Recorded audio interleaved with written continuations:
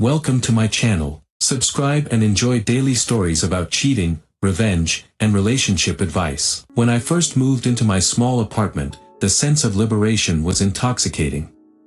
The walls were bare, and the space felt cavernous, as if it were waiting for me to fill it with something new and exciting. I reveled in the silence that replaced the constant bickering and tension I'd grown accustomed to at Tom's place.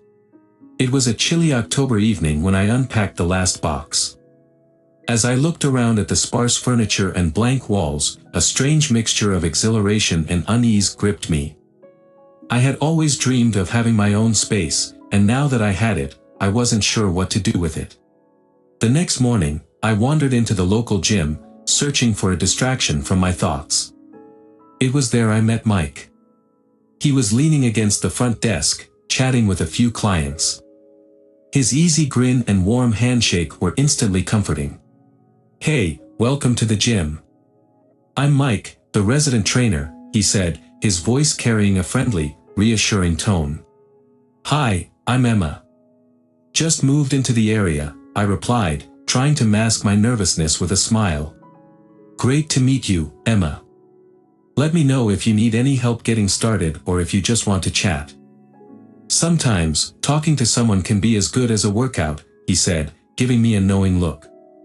I appreciated his offer and soon found myself enrolling in his classes. The workouts were grueling but cathartic, and Mike's encouragement was a welcome distraction from the loneliness I'd begun to feel. A few weeks later, after an intense session of squats and lunges, Mike suggested we grab a drink. "You've been pushing hard.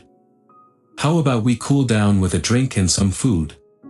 My treat. I hesitated for a moment but then agreed. We went to a cozy bar down the street. Over beers and nachos, the conversation flowed effortlessly. "So, what's it like being single?"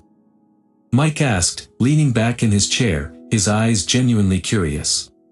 "It's different. I thought I'd feel more liberated, but sometimes it feels like I've just traded one kind of stress for another," I admitted, stirring my drink absent-mindedly. Mike nodded thoughtfully. "I get that.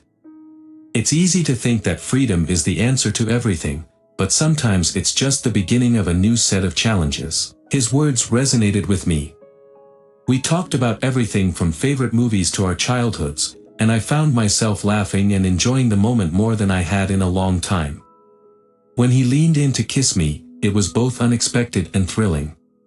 For a moment, it felt like I was stepping into a new world, one that was vibrant and full of possibilities. The next morning, I woke up with a sense of confusion. The thrill of the previous night had given way to a gnawing doubt. I replayed the kiss in my mind, the intimate moments we shared, and wondered if I had made a mistake. The excitement of the new relationship was overshadowed by the lingering weight of my past. In a phone call with my friend Sarah that afternoon, I tried to make sense of it all. "Sarah, I don't know what to do. I've been spending a lot of time with Mike, and things happened between us last night," I confessed, my voice wavering. "Emma, you need to think about what you really want. Is this just a distraction or is it something more?" Sarah's voice was calm, but I could hear the concern. "I thought it was just a distraction, but now I'm not so sure. I'm starting to miss Tom, and I don't even know if I'm doing the right thing," I said, feeling the weight of my decisions pressing down on me. "You need to give yourself time to figure things out. But remember, you deserve to be happy and honest with yourself and others," Sarah advised gently. I hung up feeling no clearer about my future but more aware of the complexities of my situation. The freedom I had sought was not as simple as I had imagined, and the weight of my choices was beginning to settle heavily on my shoulders. The evening after our date, I woke up with a gnawing sense of unease. The thrill of being with Mike had faded, replaced by the weight of my actions. I had enjoyed the excitement, but now I was left with confusion and guilt. I needed clarity, so I decided to talk to Mike about how I was feeling. We met at a cafe near the gym, the place where our casual conversations had often turned into deeper discussions. As I walked in, Mike was already there, sitting at a corner table, his expression unreadable. "Hey," I said, sliding into the seat across from him. "Thanks for meeting me." "No problem," Mike replied, his tone neutral. What's on your mind? I took a deep breath, trying to find the right words. I need to talk about what happened the other night. I've been thinking about it a lot, and I'm feeling really conflicted. Mike's eyes narrowed slightly. Okay, let's talk. What's bothering you? It's just, I hesitated, searching for the right way to explain. I thought I needed to move on from Tom, but now I'm not so sure. The kiss was intense, but it also made me realize how much I miss my old life. Mike listened quietly, nodding slowly. I get it. Sometimes we think we want something, but when we get it, it doesn't feel as right as we expected. I looked down at my coffee, stirring it absent-mindedly. Exactly. And now I'm stuck in this weird place where I'm not sure what I want. I don't want to hurt you, but I also don't want to lead you on. Mike leaned back in his chair, his expression thoughtful. I appreciate your honesty. But you need to be clear about what you want for yourself. I don't want to be part of any confusion or uncertainty. I felt a pang of regret. I know. I'm sorry for dragging you into this. I need to sort out my feelings before we go any further. We left the cafe with an unspoken agreement to take a step back. I was relieved yet saddened.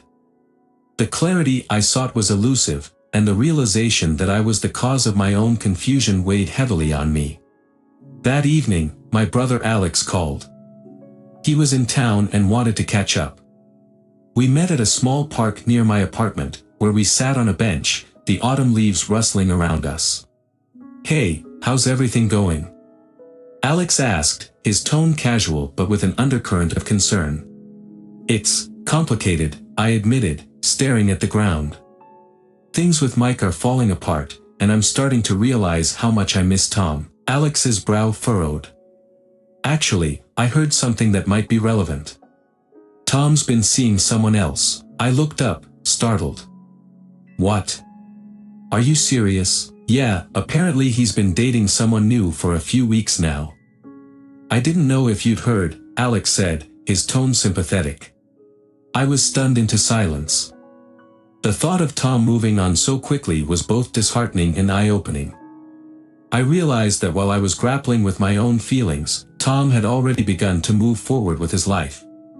This just makes everything more confusing, I said, feeling a knot tighten in my chest. I thought I was the only one struggling, but it seems like he's doing just fine. Alex placed a comforting hand on my shoulder. You need to focus on what's best for you now.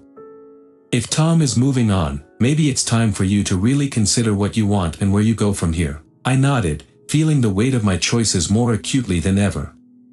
The crossroads I found myself at were not just about Mike or Tom but about my own path forward. I had to confront my own mistakes, acknowledge the past, and decide what kind of future I truly wanted. The following days were a blur of uncomfortable revelations and mounting stress.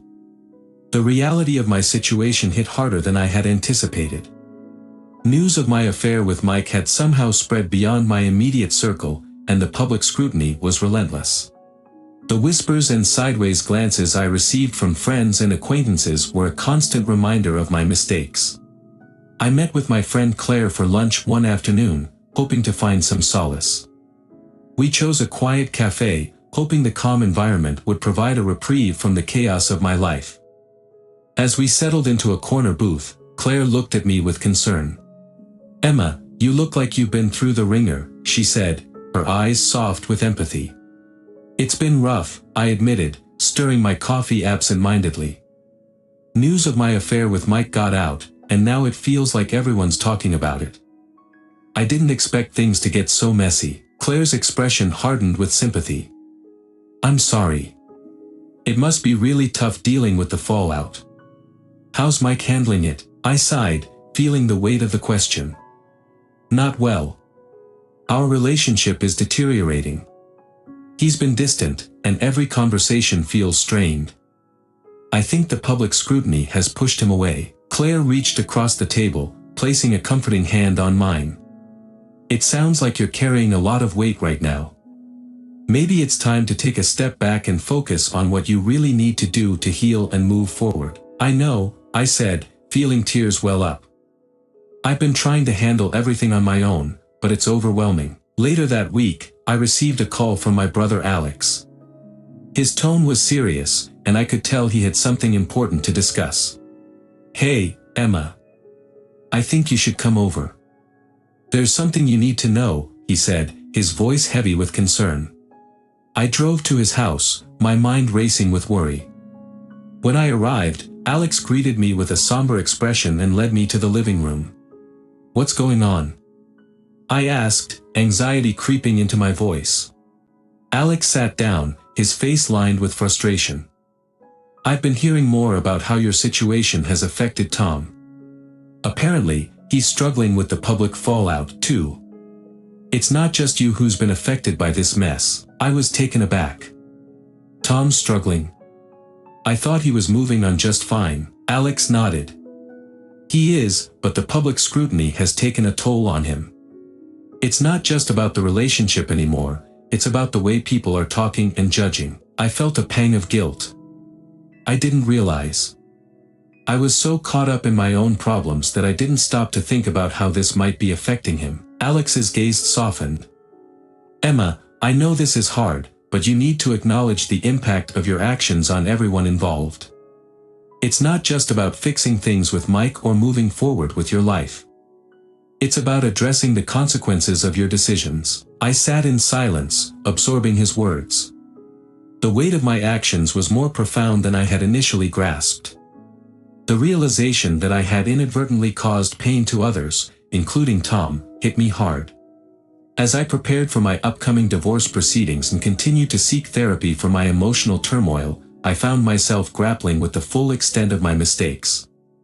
The guilt was palpable, and the road ahead seemed increasingly uncertain. The public scrutiny, the tension with Mike, and the realization of Tom's struggles all converged into a stark reality check. I had to face the consequences of my actions head-on, confront the pain I had caused, and find a way to make amends, both for myself and for those I had hurt. The days following the revelations and public fallout were a whirlwind of legal meetings and emotional turmoil. I spent hours with my lawyer, sorting through the paperwork for the divorce and trying to understand the legal implications of my situation. The once clear path to freedom now seemed fraught with obstacles and challenges.